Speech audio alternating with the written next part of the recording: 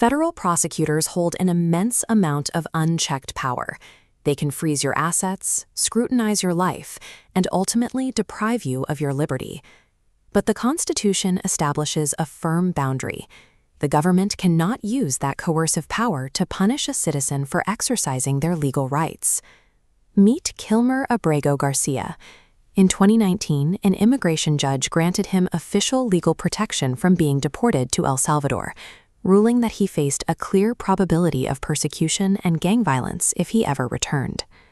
6 years later, the government ignored that order.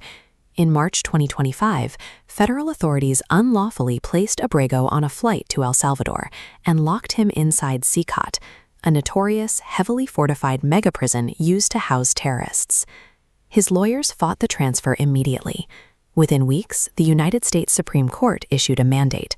The government had to facilitate Abrego's immediate return to the United States.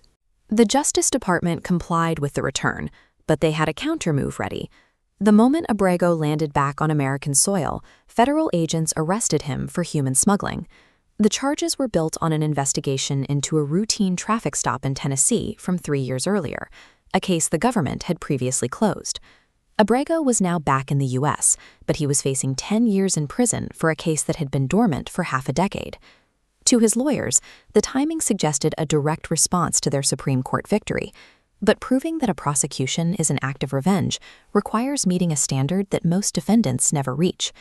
The primary path is proving actual vindictiveness. This is exceptionally rare. It effectively requires a smoking gun, evidence where a prosecutor admits, either in writing or under oath, that they filed charges specifically to get even. Instead, his lawyers turn to the standard of presumptive vindictiveness. This allows a judge to look at the facts of a case and decide if the government's behavior is so suspicious that retaliation is the only logical conclusion. This legal test has 2 requirements. First, the defendant must show they successfully exercised a protected legal or constitutional right. For Abrego, this was straightforward. He had just won a high-profile mandate from the Supreme Court. Second, the defendant must prove the government's response was objectively unreasonable. They have to show that under normal circumstances, a prosecutor would not have suddenly revived a 3-year-old minor traffic stop to file felony smuggling charges. To overcome the government's legal protections, Abrego's team had to connect 3 specific data points: the sudden shift in the timeline, the public statements from DOJ leadership, and the prosecutor's own internal communications. The first piece was the timeline. Homeland Security had been aware of the Tennessee traffic stop since 2022. They had closed the file and even deported Abrego without ever mentioning it.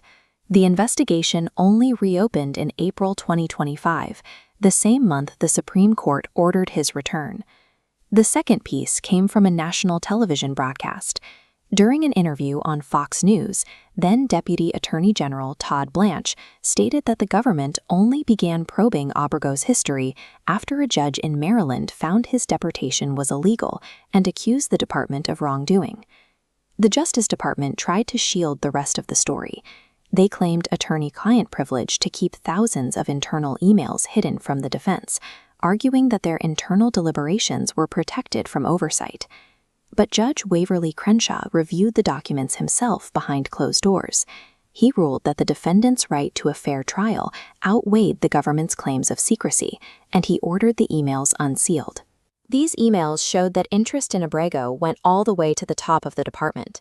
A high-level aide in the Deputy Attorney General's office had contacted local prosecutors in Tennessee, describing the effort to indict Abrego as a top priority. The Justice Department argued these high-level communications were irrelevant. They maintained that the local prosecutor in Tennessee acted independently and claimed that the discovery of new evidence justified the charges regardless of the political climate in Washington. But the combination of the timing, the televised admission, and the internal pressure from Maine Justice created a documented trail. It forced the court to decide if this was a routine pursuit of justice or a coordinated institutional strike. In May 2026, Judge Crenshaw issued his ruling. He determined that the decision to reopen the investigation was triggered by Abrego's legal victory, creating a retaliatory taint that the government could not explain away with claims of independent decision-making. The judge dismissed the human smuggling charges entirely. In his written opinion, he described the government's conduct as an abuse of prosecuting power and concluded that without the successful lawsuit, this prosecution never would have happened. The Justice Department is now appealing to the Sixth Circuit.